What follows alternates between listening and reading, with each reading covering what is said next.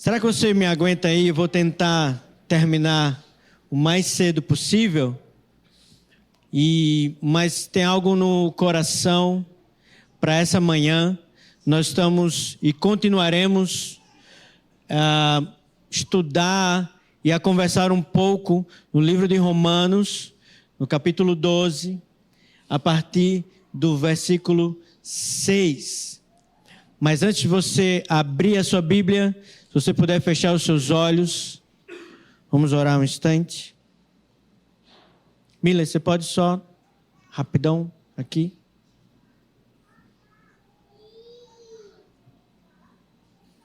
Senhor, nós clamamos por você. Espírito Santo, você é a pessoa mais importante aqui nesse lugar. Nós pedimos, Espírito Santo de Deus, eleva a nossa mente a você.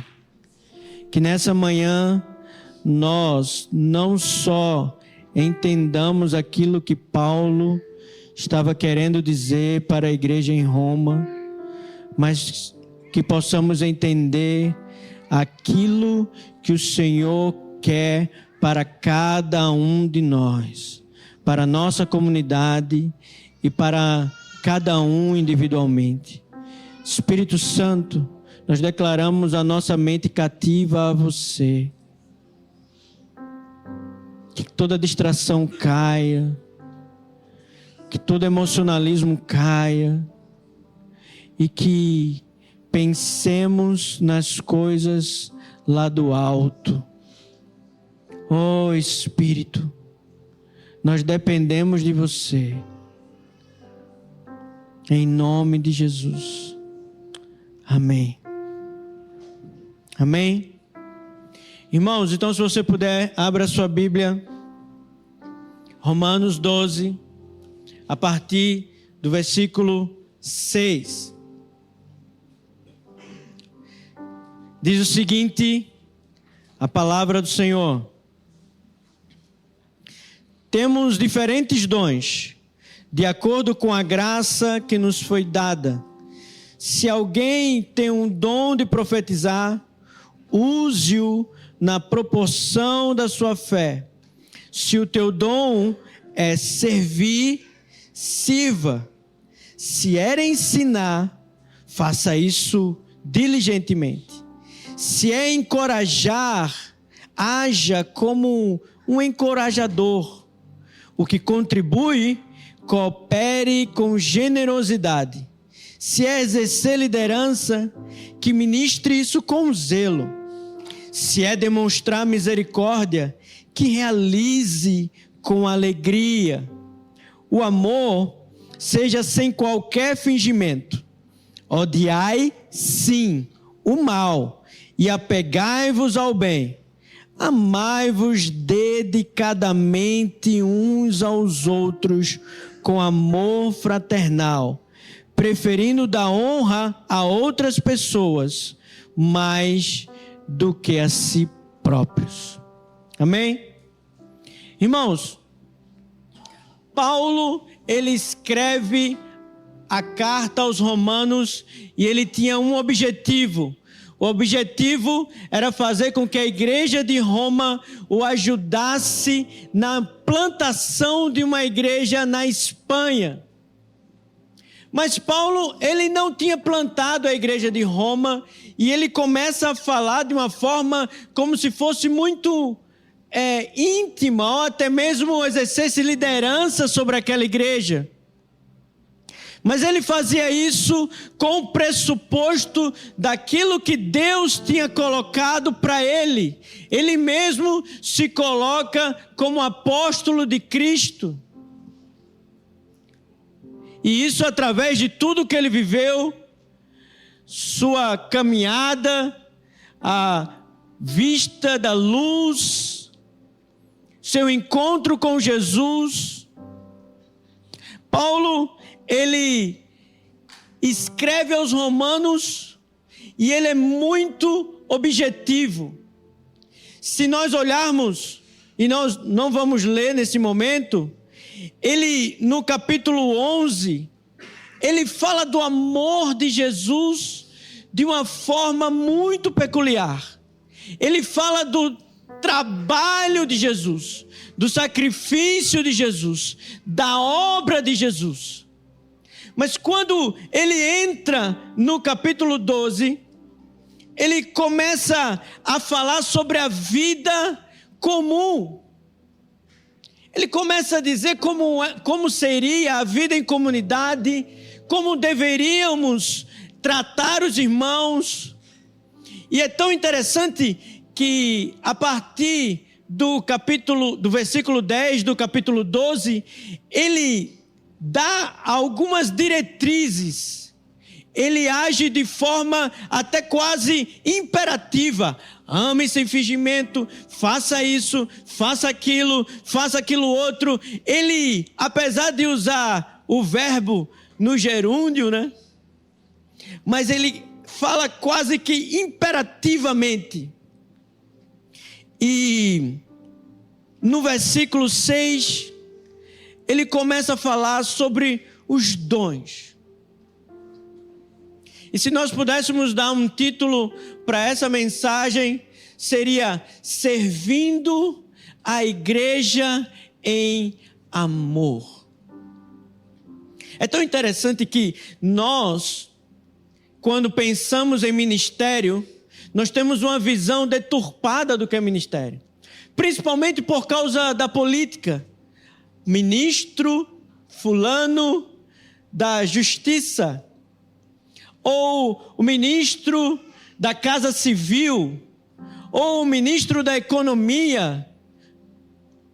Nós temos uma visão deturpada do que é ministério, mas literalmente a palavra ministério quer dizer serviço. Eu tenho uma história até engraçada. Uma vez meu pai estava levando a minha mãe no restaurante, e esse restaurante é um dos restaurantes mais caros da cidade do Recife. Sempre estão muitos políticos lá. Mas meu pai não tinha dinheiro. Ele, durante um tempo, ele tocava nesse restaurante no piano. E ele não era o pianista oficial do restaurante, mas ele conseguiu levar a minha mãe e disse: olha, eu vou tocar aqui e eu posso trazer a minha esposa, aniversário de casamento. Eu disse: claro, e eles levaram ela lá e ele tocou por um tempo e depois ele levou. E no dia que ele foi levar a minha mãe, a rua do restaurante estava fechada, porque tinha alguns políticos lá e ele não podia ter acesso a essa rua. E quando o policial parou, ele disse: olha, está tendo uma reunião ali dos ministros. E ele disse: mas eu sou ministro. Eu disse: como assim sou ministro? E ele era pastor presbiteriano, e os pastores presbiterianos tinham uma carteirinha de pastor. E tinha escrito lá: ministro da palavra. E o policial deixou ele entrar. Visão deturpada. Meu pai foi esperto, né? Mas o policial, visão deturpada do que é ministério. E sempre que nós procuramos o ministério, principalmente na geração em que vivemos, nós pensamos na aparência. Mas Paulo, no versículo 6, ele começa dizendo: temos diferentes dons. Em nenhum momento ele diz que há um dom maior, que alguém que tem um dom de profecia e o outro que tem um dom de misericórdia, esse dom é maior, ou aquela pessoa é maior ou melhor do que a outra. Ele diz: nós temos diferentes dons. Mas no versículo 5, ele fala sobre unidade. Ele diz: embora muitos, nós somos um só corpo. Isso só nos remete que, apesar de sermos um corpo, um só corpo, não vários corpos de Cristo, isso nos remete que o Senhor, Ele ama a diversidade. E quando eu digo diversidade, no real sentido da palavra, porque até a palavra diversidade tem se transformado e tem se deturpado. Mas Ele ama sermos diferentes. É por isso que existem pessoas que são brancas, outros negros, outros amarelos, chineses, japoneses, índios. Somos pessoas cabelo liso, outras um cabelo crespo, outras não têm cabelo. Mas somos diferentes uns dos outros, porque Ele ama isso. Ele ama o seu sotaque carioca, talvez Ele suporte. Ele ama, com certeza. É por isso que temos línguas diferentes, culturas diferentes. Olha, eu tenho certeza que se você é de um outro estado, quando você chegou aqui no Convergência, pelo menos para mim, a melhor coisa que eu encontrei aqui, somos diferentes. Temos sotaques diferentes, culturas diferentes, pensamentos diferentes, mas ao mesmo tempo, embora sendo muitos e diferentes, somos um só corpo. E esse corpo, ele tem diferentes dons. Ninguém vai cantar igual ao outro. Ninguém vai falar igual ao outro. Ninguém vai pregar igual ao outro. Ninguém vai servir igual ao outro. Porque Deus nos fez diferentes. Você pode ter um temperamento mais extravagante. Ou talvez você seja aquela pessoa mais singela, em que sua voz é necessário fazer esforço para ser ouvida. É assim que Deus criou e, além disso, é assim que Deus chamou você. E Ele diz: temos diferentes dons por causa da graça. Olha só, dom é uma dádiva. A palavra dom no grego é a mesma raiz para graça. Nós não temos um dom porque somos bons ou porque desenvolvemos algo. Nós recebemos um dom por causa da graça. Não é você que faz alguma coisa. Deus, por sua infinita e grandiosa graça, Ele olhou para você, como o Romário diz, e disse: esse é o cara. Ele simplesmente quis dar. Porque a essência de Deus é dar. Deus amou o mundo de uma tal maneira que Ele deu o seu próprio Filho. Dom é dádiva de Deus para o serviço à igreja. E esse dom não é concedido por mérito. Não há mérito algum em você. Não há mérito algum em mim. Não há mérito algum em nós. Não é por causa dos seus 5 diplomas, seu doutorado ou seu pós-doctor. Dom é graça sem mérito. Não há mérito. É por isso que a ideia sobre ministério é tão deturpada no nosso meio. Porque quando nós começamos a servir, ou quando nós começamos a exercer esse dom, achamos que isso tem a ver conosco. E quando as pessoas ou nós achamos que as expectativas não foram alcançadas pelas pessoas, nós nos frustramos. porque achamos que isso tem a ver conosco, mas isso tem a ver com Deus. É Ele que dá os dons.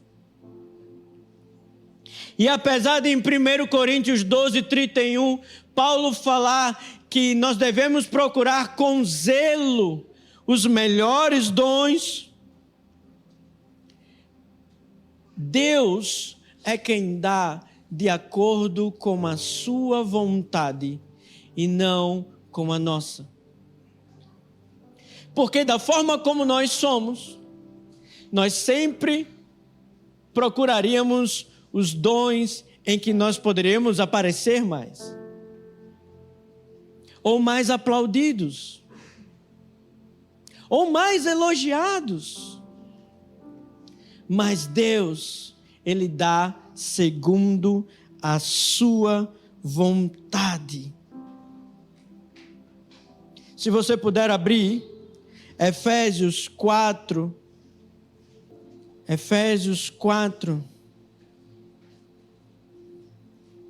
versículo 7 e versículo 8, ele diz: e a cada um de nós foi concedida a graça, conforme a medida repartida por Cristo. Por isso é que foi declarado: quando ele subia em triunfo às alturas, levou cativos muitos prisioneiros e distribuiu dons aos homens. Sabe o que é o dom? O dom é o triunfo de Cristo repartido aos homens. É por isso que não há mérito em nós. Ele já triunfou. Ele já conquistou. Ele já venceu. E isso ele distribuiu aos homens. Na idade antiga, em que os reis venciam, principalmente naquela época de Davi, um pouco antes, em que eles venciam os outros reinos, eles entravam na cidade, na capital daquela nação, e eles entravam com triunfo, e atrás vinham os despojos, ou seja, aquilo que eles tinham conquistado. E não só isso, eles entravam também com os conquistados, geralmente o rei, para ser humilhado diante da praça, geralmente os generais, os comandantes. E era tão interessante que havia um costume em que o manto, uma parte do manto daquele rei era cortada e costurada no manto do rei que vencia, do rei vencedor. E aquilo demonstrava que aquele rei agora estava sob o jugo do rei que venceu. É isso que Paulo está demonstrando em Coríntios. Jesus venceu. Ele triunfou. Por isso que depois ele vai falar: despojando principados e potestades, os expôs publicamente e sobre eles triunfou. O dom que recebemos, a palavra profética, a palavra de ensino, a palavra de conhecimento, misericórdia, liderança, não tem a ver com as nossas capacidades cognitivas ou com o nosso talento, mas com o triunfo de Cristo na cruz. Por isso que Paulo depois ele vai falar: não tenho em nada em que me gloriar, a não ser na cruz.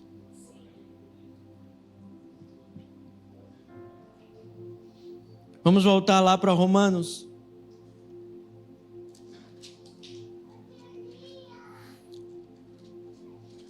Então, ele diz: de acordo com a graça que nos foi dada, nós já entendemos isso. E agora ele começa a dar uma lista de dons. E nós vamos ver algo sobre isso. Se alguém tem o dom de profetizar, use-o na proporção da sua fé.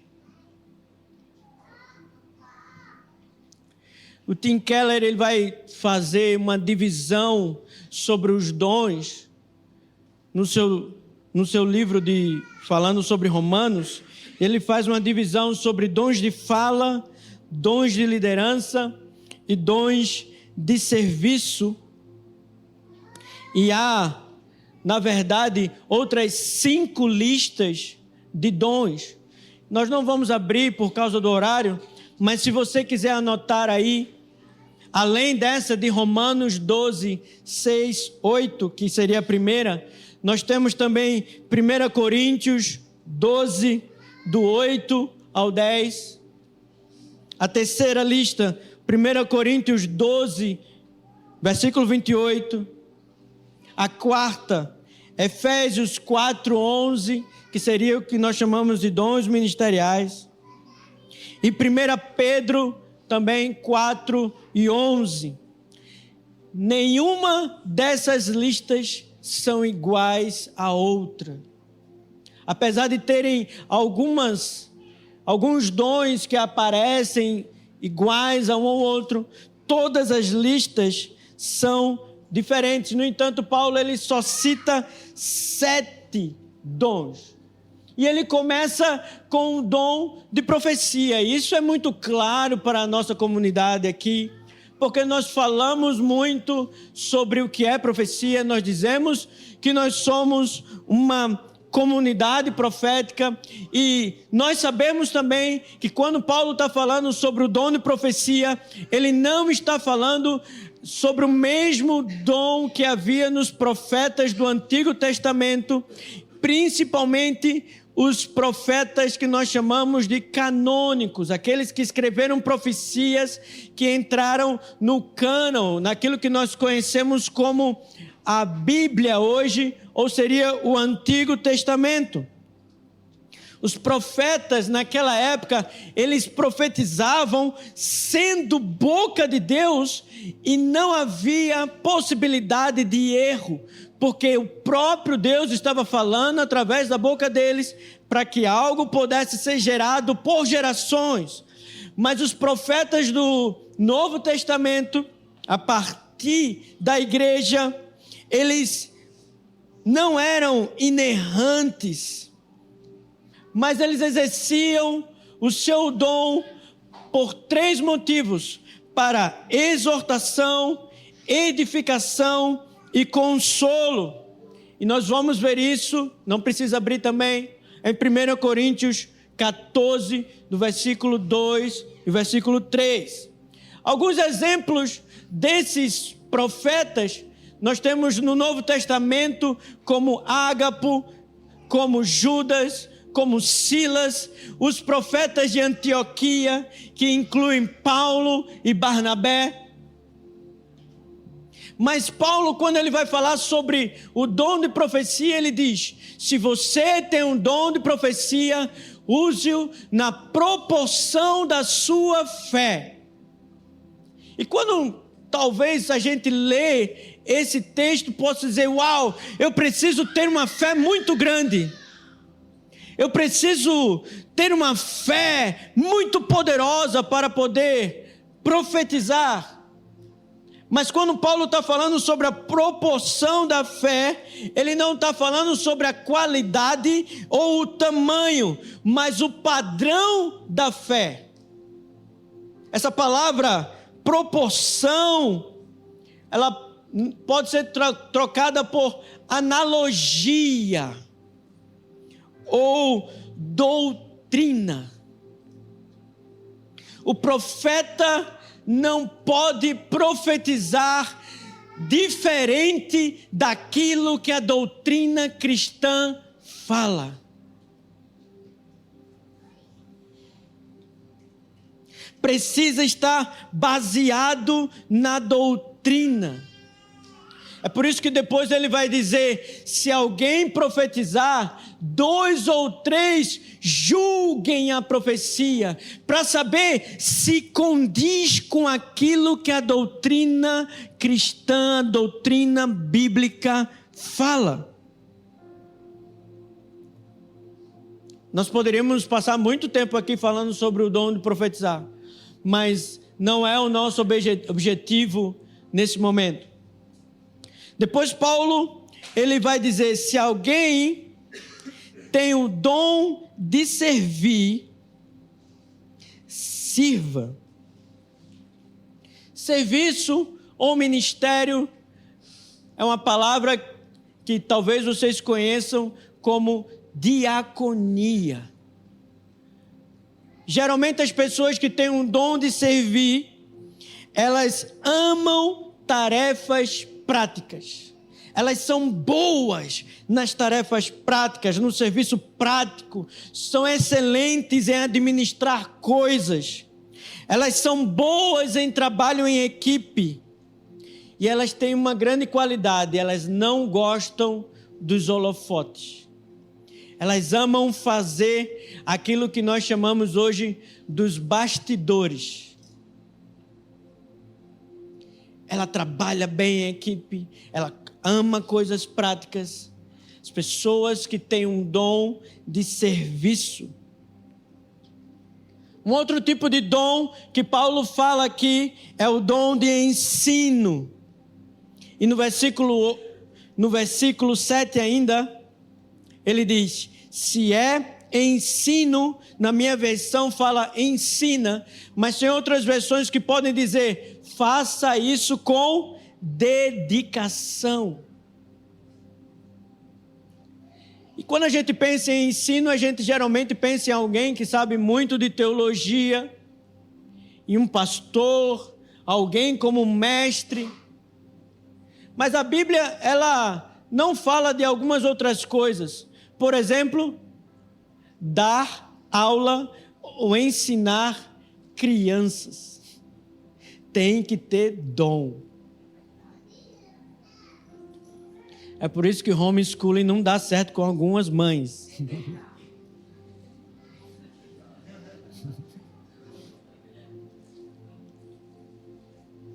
Ensinar crianças. Você já notou que tem irmãs e irmãos que eles conseguem cativar o coração da criança? Paulo, ele diz aqui: se faça isso, se dedique com esmero, ensine com dedicação.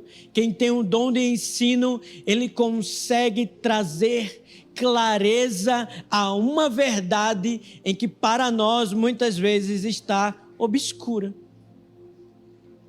E de repente, quando ele fala, nós dizemos assim: como eu não percebi isso antes? Você já passou por isso?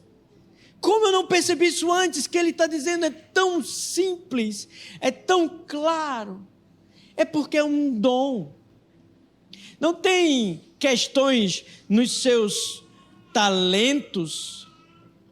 Geralmente nós achamos que, olha, é pelo muito estudar. Isso não significa que não tem que estudar. Mas você conhece pessoas que estudam muito, conhecem muito sobre diversos assuntos, e elas não conseguem transmitir isso a outras pessoas. Elas são muito boas, elas podem tirar dúvidas qualquer, mas elas não conseguem transmitir, porque o dom de ensino vem de Deus.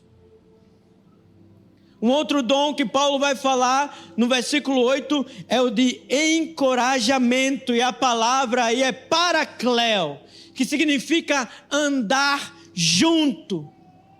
É o mesmo que aconselhar, apoiar, inspirar, encorajar. Essas pessoas geralmente são pessoas que, quando você está triste. Só o fato dela andar com você, sua vida é renovada, algo acontece dentro de você, as palavras dela entram no seu coração como vida. Porque ela tem um dom, ela consegue levantar as pessoas do chão e erguê-las. Através de um encorajamento, de um consolo, de um apoio, às vezes é só andando junto, como a própria palavra sugere. O dom de encorajamento. Depois, ele vai falar sobre um dom que nós precisamos muito nos dias de hoje. O dom de contribuir. Versículo 8 ele diz: o que contribui, faça isso com generosidade. E geralmente as pessoas que têm esse dom, elas não só dão coisas proporcionalmente incomuns. Elas não simplesmente pegam os seus recursos e dão uma oferta em que gera espanto. Mas quem contribui, quem tem esse dom de contribuir, ela oferta ofertas incomuns, mas elas são sábias no gerenciamento dessas ofertas, e na sua generosidade ela produz fruto. Nós precisamos de pessoas com esse dom, porque pessoas que têm esse dom, elas não dão para aparecer. Elas não dão dizendo: olha, eu ofertei 200 mil reais na vida de fulano, ou na comunidade. Hoje o que nós temos visto na baixa teologia no Brasil e em algumas nações é que ofertar se tornou um ato egoísta e orgulhoso. Ofertamos ou para termos algo em troca do Senhor, ou para sermos reconhecidos como generosos. Mas aquele que tem um dom de contribuir, ele faz isso sem que ninguém saiba. A mão direita dá e a esquerda não sabe. E esse dar gera fruto. E ele continua dizendo aqui que o que exerce, um bom exemplo de alguém na Bíblia sobre o dom de contribuir é Gaio. E você vai encontrar isso lá na 3ª epístola de João, em que ele sustentava irmãos para a plantação de igreja. Então nós não vamos ler por causa do tempo, mas depois você pode anotar aí e ler um pouco de quem era Gaio, tá bom? O outro dom é o dom de liderança. E o versículo, ainda no versículo 8, na parte B talvez, se exercer liderança, que ministre isso com zelo. E nós estamos num período em que tem se falado muito sobre liderança, não é? Seja uma boa liderança ou uma má liderança. Mas as pessoas que têm um dom de liderar, e talvez na sua versão tenha presidir ou governar, elas são pessoas com o dom de fazer com que outras pessoas os sigam. Elas expõem uma visão a um grupo e inspiram esse grupo a chegar lá. E num período em que tens falado tanto sobre lideranças abusivas, lideranças que se impõem. Temos esquecido de que isso é um dom de Deus. Governar não é para todo mundo. Liderar não é para todo mundo. Como no início dos anos 2000, eu acho, Esdras e Felipe, me ajuda aí, em que se teve uma revolução no Brasil falando que todo mundo poderia ser líder e de repente ser um pai de multidões. Mas liderar não é para todo mundo. Liderar é um dom que Deus dá a pessoas específicas. E tudo bem, porque os coaches dizem que você pode liderar. Talvez os homens tenham essa função, porque ele precisa liderar a sua casa. Mas a igreja não é para todo mundo. Deus levanta homens para liderar a igreja. Só que ele fala uma coisa muito interessante. Quem lidera, faça isso com zelo.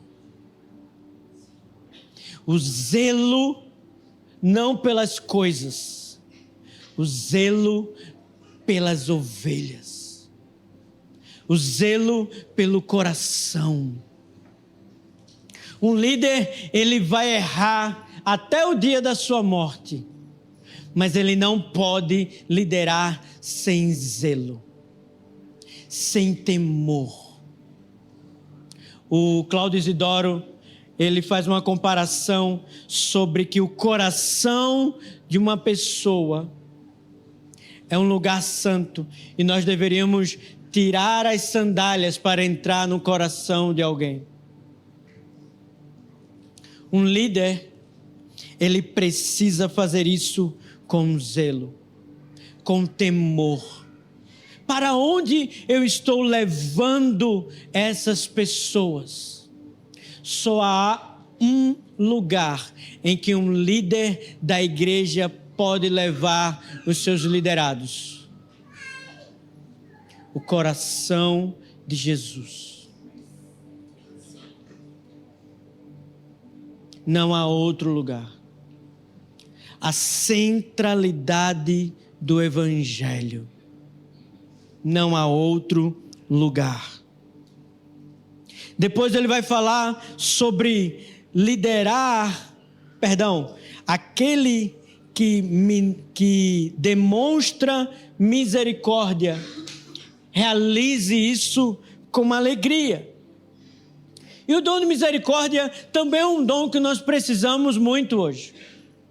Porque o dom de misericórdia são aquelas pessoas que especificamente são estimuladas a trabalhar com o órfão, com o pobre, com a viúva, com o viciado, com as crianças abandonadas, com o idoso. Elas se movem em direção àqueles que sofrem, àqueles que estão padecendo. Ora, a ida para Canoas, para o Rio Grande do Sul, lá para a igrejinha, foi movida por misericórdia. E literalmente quer dizer colocar o coração na miséria do outro. E colocar o coração na miséria do outro é sentir a mesma coisa que ele está sentindo em sua miséria. Se é a perda dos seus bens, se é a perda do seu familiar, se Jesus é tão lindo que ele diz: chore com os que estão chorando. Isso é misericórdia. Mas Paulo, ele não só vai dizer: olha, ponha seu coração na miséria daquelas pessoas. Ele diz: não, se você tem um dom de misericórdia, faça isso com alegria. Sabe por quê? Porque geralmente cuidar do pobre, cuidar do necessitado, cuidar do órfão, cuidar da viúva, gera muito suor, muitas dificuldades. Nós temos irmãos aqui que trabalham em casas de recuperação. Não sei se você já lidou com pessoas nas ruas. Lá em Recife, eu trabalhei uma época lá na Shores of Grace como voluntário. Não sei se você já ouviu falar. E nós íamos às ruas toda semana. E não íamos como a maioria das igrejas, levando sopa, ou levando comida, ou levando algo de necessidade extrema. Nós íamos apenas conosco. Sentarmos com eles.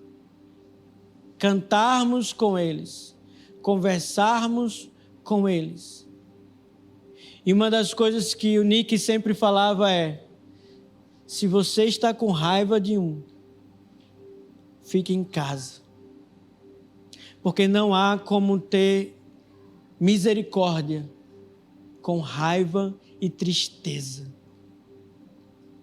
Sabe? Você vai servir alguém, vamos aqui, sabe aqueles filmes de sessão da tarde? O cara tá passando assim.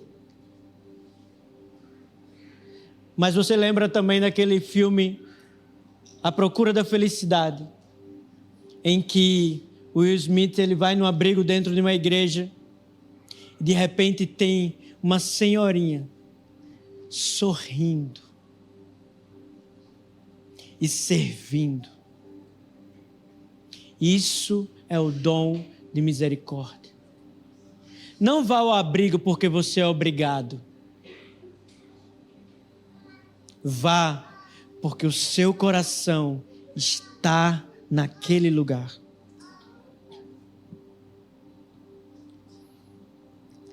Então,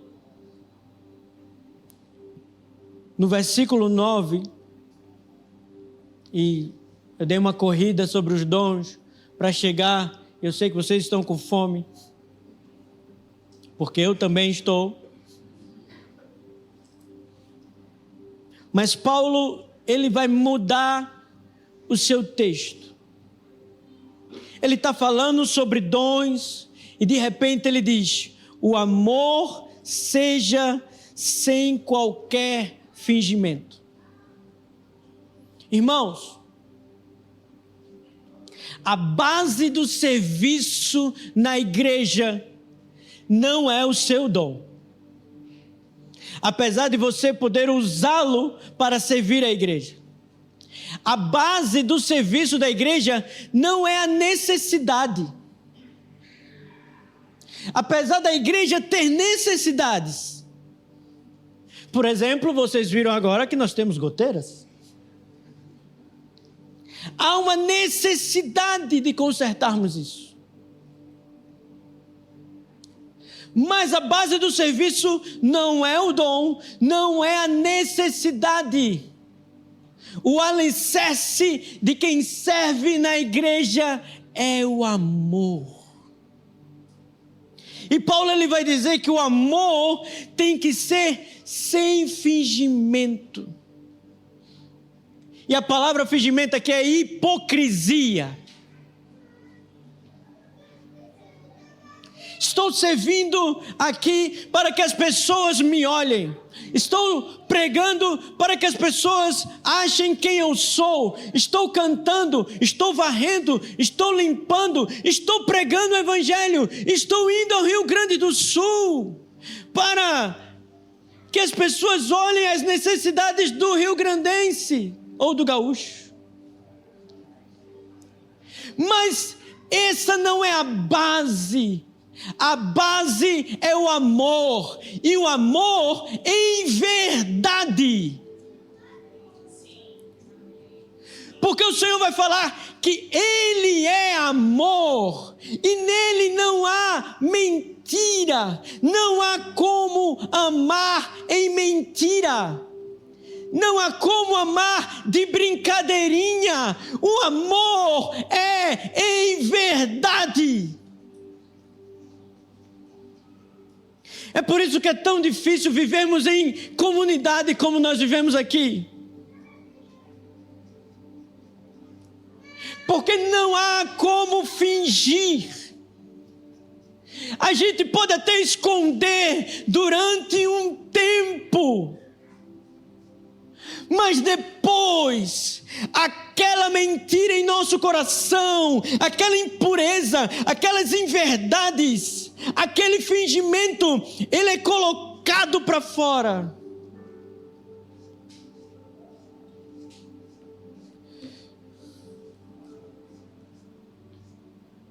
E a verdade aparece. Ou amamos, ou não amamos. Podemos até servir sem amar. Mas esse serviço vai passar. Nós não vamos além. Mas é impossível amar sem servir.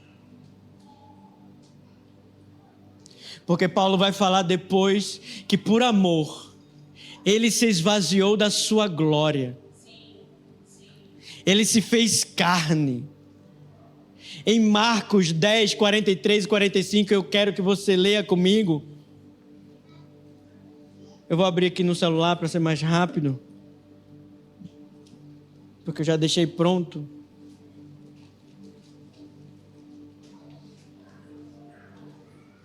Jesus, ele vai instruir, ele vai dizer: mas entre vós não é assim.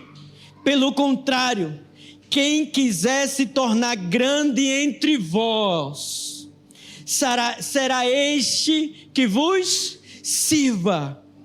E quem quiser ser o primeiro entre vós, será servo de todos. Servo de todos. Não é de um, não é dos que eu mais gosto, não é aqueles que eu sou mais íntimo, é de todos. Pois o próprio Filho do Homem não veio para ser servido, mas para servir e dar a sua vida em resgate de muitos. Eu não sou o Filho do Homem. E eu ainda busco ser servido. Eu preciso ser amado, servido, paparicado. Mas à medida que nós somos confrontados com o amor sofredor de Cristo, somos encharcados com o seu amor extravagante, nós nos damos. Atos 20, 35 diz: mais feliz, mais bem-aventurado é dar do que receber. Hoje, o Senhor está mudando a nossa mente. Porque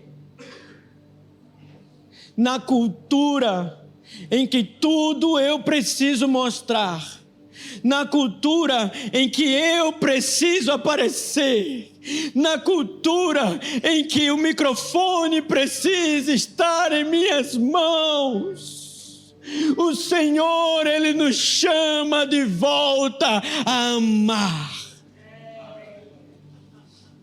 E o amor, Ele não olha quem.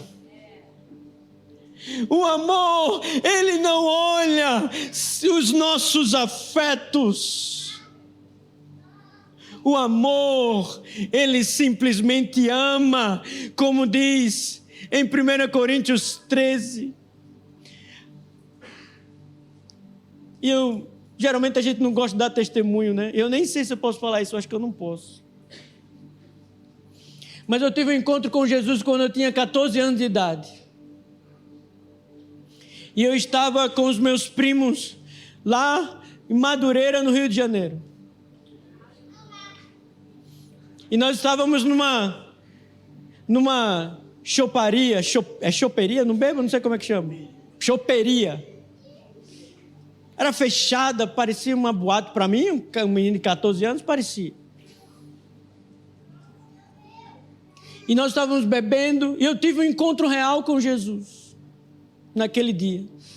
Eu fui para a mesa, sentei, os meus primos saíram 6 horas da manhã, todos 15, 14, 13, 16 anos. Saímos, eu estava morando em Irajá, e fomos andando de Madureira para Irajá. Quem sabe, sabe. E fomos andando, e no meio do caminho tinha um cara servindo uma carrocinha de cachorro-quente, servindo mais bebida.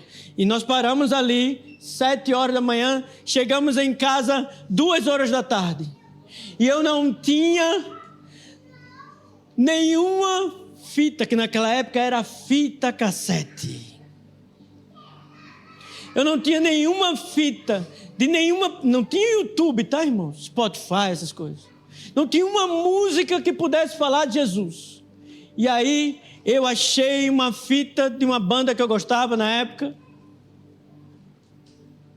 E eu coloquei a música que eu achava o mais próximo do Evangelho. E a música dizia ainda que eu falasse a língua dos homens e falasse a língua dos anjos. Sem amor, eu nada teria. É só o amor que conhece o que é verdade. Só o amor conhece. Aquele profeta urbano.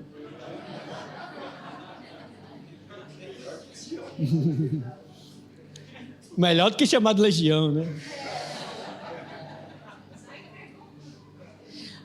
Aquele cara martelou, e eu tive um encontro real com o amor de Jesus.